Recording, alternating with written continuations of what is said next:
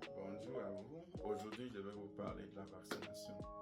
Je vous en parle parce que je sais que c'est un outil essentiel, n'est-ce pas, dans le contrôle des épidémies à travers la vaccination préventive et la vaccination réactive. Préventive veut dire on vaccine avant que l'épidémie n'arrive.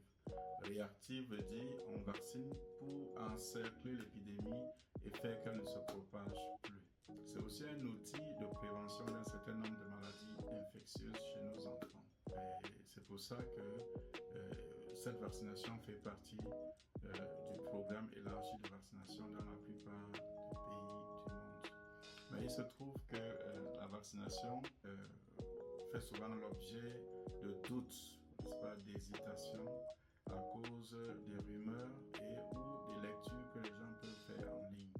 Je me suis donc engagé à vous faire une présentation, une vidéo qui vous donne les détails de base de production du vaccin pour que vous puissiez avoir une lecture critique vous permettant de lire les informations que vous avez en ligne, de répondre aux commentaires qui sont faits en ligne, de juger, n'est-ce pas, quand c'est nécessaire, n'est-ce pas, de le faire pour accepter le vaccin.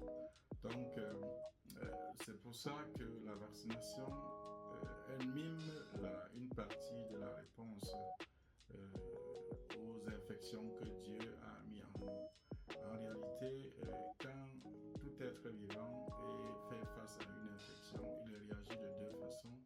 La première façon est non spécifique, donc quel que soit le pathogène, la réponse est la même, elle n'est pas spécifique au germe. La deuxième façon, elle est liée au germe, c'est-à-dire qu'elle utilise les connaissances que le corps a sur le germe pour préparer et, n'est-ce pas, adresser sa réponse. Pour la première, quand vous êtes infecté, vous avez mal, n'est-ce pas, l'endroit gonfle et parfois il y a le pus. Ça, c'est le mécanisme de défense naturel, normal, non spécifique, qui n'est pas lié au germe. La seconde façon, c'est le fait que Dieu a préparé notre corps à s'entraîner en fonction des germes qui l'infectent à travers l'information qu'elle a du germe pour préparer et adresser la réponse à la prochaine infection.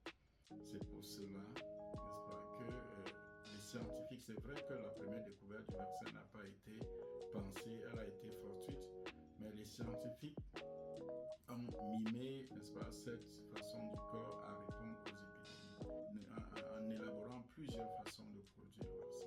La première façon, n'est-ce pas, elle est d'atténuer le germe. Atténuer le germe veut dire lui faire perdre à ce germe sa capacité de produire la maladie.